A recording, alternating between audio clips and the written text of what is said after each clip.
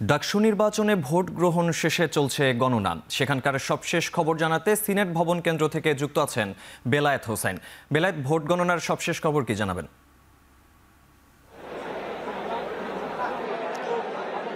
আফুজ, এখন পর্যন্ত ভোটের ফলাফল দেওয়া শুরু হয়নি, কোনো আনুষ্ঠানিকতাই শুরু হয়নি, গণনা চলছে এখন পর্যন্ত। আমরা রয়েছি সিনেট ভবনে। সিনেট ভবনটা একেবারে কানায় কানায় পরিপূর্ণ হয়ে গেছে। এখানে শিক্ষার্থীরা এসে জড়ো হয়েছেন, প্রত্যেকটি আসনে বসেছেন। আসনের বাইরেও শিক্ষার্থীরা দাঁড়িয়ে অপেক্ষা করছেন। তারা কিছুক্ষণ পর পর ডাকসু ডাকসু বলে স্লোগান দিচ্ছেন। তারা ফলাফলের জন্য অপেক্ষা করছেন। শিক্ষার্থীরা অধীর আগ্রহে এখানে অপেক্ষা করছেন। বিভিন্ন ছাত্র সংগঠনের নেতারা এসেছেন, কর্মীরা এসেছেন, প্রার্থীরা এখানে এসে জড়ো হয়েছেন। এখান থেকে এই ফলাফলের আনুষ্ঠানিক ঘোষণা হবে। যারা ফলাফল ঘোষণা করবেন তারাও এখনো এসে তাদের আসনগুলো গ্রহণ করেনি। বলে রাখতে চাই যে 8টি ভোট কেন্দ্রে ভোট গ্রহণ অনুষ্ঠিত হয়েছে। যতগুলো হলের ভোট কেন্দ্র ভোট অনুষ্ঠিত হয়েছে এই কেন্দ্রগুলোতে প্রত্যেকটি হলের ভোট আলাদা করে গণনা হচ্ছে। আমরা যতটুকু জানতে পেরেছি কিছু কেন্দ্রের কিছু ভোটের কিছু ব্যালটে ঠিকভাবে বৃত্ত ভরাট না করার কারণে হাতের গুনতে হচ্ছে, আর কিছু মেশিনের মাধ্যমে গণনা করতে হচ্ছে। ফলে নানা কারণেই ভোট গণনা করতে দেরি হচ্ছে এবং ফলাফল ঘোষণাও এখনও আনুষ্ঠানিকভাবে শুরু হয়নি।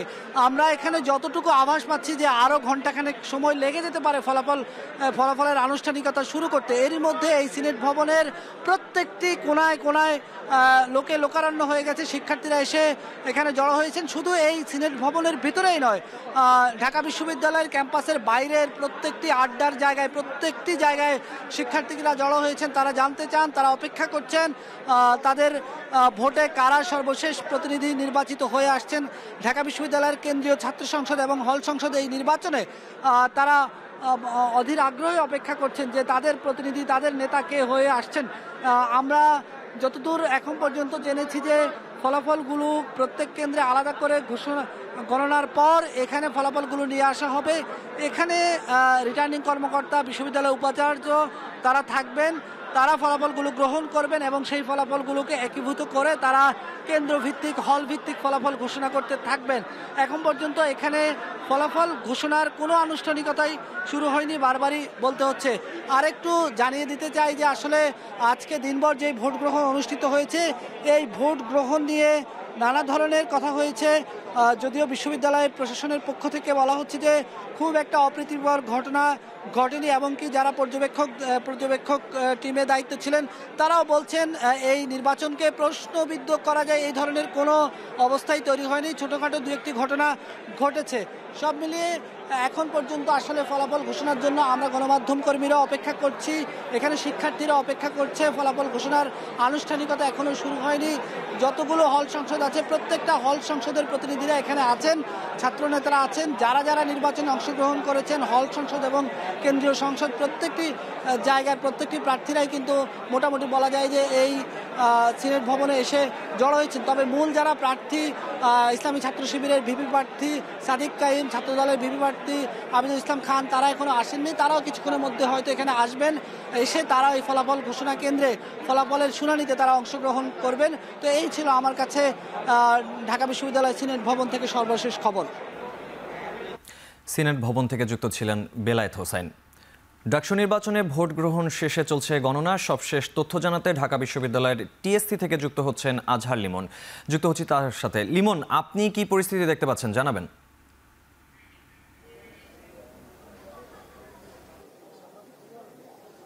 পরিস্থিতি একেবারেই শান্ত, রুদ্ধশ্বাস অপেক্ষা আছে এখন ফলাফলের জন্য।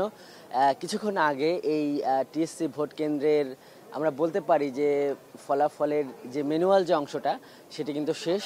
এখন ওএমআর মেশিন, যেটা ওএমআর স্ক্যানার, তারা কি রেজাল্ট দিচ্ছে সেটার অপেক্ষায় আছে। শেষ যে এটা আমরা বাইরে থেকে যেহেতু সরাসরি প্রচারিত হচ্ছে, আমরা বাইরে থেকে এটি দেখতে পাচ্ছি। সেটি হলো যে এই ওএমআর মেশিনগুলো রোভার স্কাউট, বিভিন্ন বিএনসিসি এরা কিন্তু এগুলো ঠিকঠাক করছিল এবং বিন্যস্ত করছিল। তারা এখন এই দিন শেষে তারা একটু রাতের খাবার গ্রহণ করছে। যে টেবিলগুলোতে ওএমআর শিট ছিল সেই টেবিলগুলো আমরা ফাঁকা দেখছি। সেইখানে এখন এই দিনভর যারা কষ্ট করেছেন তারা খাবার গ্রহণ করছেন। একটু প্রক্রিয়াটা জানাতে চাই আপনাকে মাহফুজ। সেটা হলো যে 5টি কেন্দ্রীয় সংসদের জন্য যেহেতু একটা বড় সংখ্যক প্রার্থী এবং সেটি হলো 471 জন প্রার্থী, এই 471 জন প্রার্থীর জন্য 5টি ব্যালট এবং হল সংসদের জন্য আরও একটি ব্যালট। এই 6টি ব্যালটকে প্রথমত এই 6 ভাগে ভাগ করতে হয়েছে। ভাগ করার পর এটি ম্যানুয়ালি গোনা হয়েছে কয়টি, প্রতিটি ভাগে যে কয়টি ব্যালট ম্যানুয়ালি বা হাতে গুনে দেখা গেছে সেগুলো পরে ওএমআর স্ক্যানার মেশিনে দেওয়া হয়েছে। পরে আবার মিলিয়ে দেখা হয়েছে যে হাতে গোনা ব্যালটের সঙ্গে ওএমআরের যে রিডিং সেই ফলাফলটা মিলে কিনা। যদি না মেলে সেটি আবার পুনরায় এভাবে পুনর্বিবেচনা করা হয়েছে এবং এইভাবে শেষ যেই ফলাফলটি আসছে বারবার নিরীক্ষা করে সেটি কিন্তু এইখানকার রিটার্নিং কর্মকর্তা আমাদেরকে জানাবেন। এবং এই যে একটা প্রক্রিয়া, একদিকে হলো এই কর্মকর্তারা বা রোভার স্কাউট এই যারা ভোট পরিচালনা করছেন তাদের ম্যানুয়াল একটা হিসাব, একই সঙ্গে মেশিনের হিসাব, এগুলো মিলিয়ে দেখে এই ফলাফলটি কিন্তু প্রস্তুত করা হয়েছে।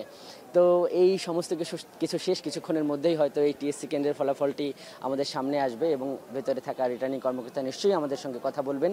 এখন মূলত এখানে সংবাদকর্মীরা আছে, যেই নেতাকর্মীদের একটা বড় ভিড় দেখা গেছে সেই ভিড়টি এখন নেই। সারা দিনভর এই টিএসসি কেন্দ্র আলোচিত ছিল। শুরুতে একটা দারুণ উৎসবের আমেজ নিয়ে এখানে শুরু হয়েছে।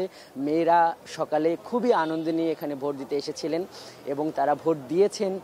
তারা অনেকেই প্রথম ভোটার, তারা জীবনের প্রথম যেমন ডাকসু দিচ্ছেন, একই সঙ্গে তাদের এটি জীবনের প্রথম ভোট ছিল।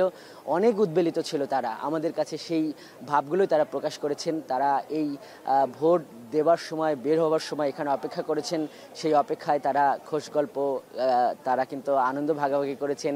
এই অমোচনীয় কালির যে আঙুল, সেগুলো সবাই সম্মিলিতভাবে ধরে ছবি তুলে সেগুলো আবার সামাজিক যোগাযোগ মাধ্যমে সহভাগ করেছেন। এই ব্যাপারগুলো ছিল, কিন্তু এখানে ছেদ পড়েছে এই প্রার্থী যারা ছিল তাদের অভিযোগ, পাল্টা অভিযোগ এবং এই যারা ভোট পরিচালনা করছে সেই প্রশাসনের সঙ্গে বাক বিতণ্ডা। এই পরিস্থিতিতে এখানে যে জটলা তৈরি হয়েছিল, দুপুরের পরে এই মেয়েরা একটু কম এসেছে আমরা দেখেছি এবং এই কেন্দ্রের যে ভোটের যে হার সেটি রিটার্নিং কর্মকর্তা আমাদেরকে জানিয়েছিলেন যে সেটি হলো 69%। পরে এর চূড়ান্ত ফলাফল কি হয় সেটি কিন্তু আমাদের জানাবেন। তিনি জানানোর পরে কিন্তু আমরা এখানে বুঝতে পারবো এই রোকেয়া হলের শিক্ষার্থীরা কারা তাদের এই ছাত্র নেতা হিসেবে মানছেন এবং এইখান থেকে এই হল সংসদেও কারা নেতৃত্বে আসছেন। তো মাহফুজ, টিএসসি কেন্দ্র থেকে আমার কাছে এই ছিল সবশেষ। টিএসসি থেকে যুক্ত ছিল আজহার লিমন। ডাকসু নির্বাচনের ভোটের ফলাফল জানার জন্য অধীর অপেক্ষায় বিশ্ববিদ্যালয়ের শিক্ষার্থীরা। এই মুহূর্তে ঢাকা বিশ্ববিদ্যালয় ক্লাব কেন্দ্র থেকে যুক্ত আছেন নাজমুস সাকিব। সাকিব, আপনি জানাবেন সেখানকার পরিস্থিতি কি?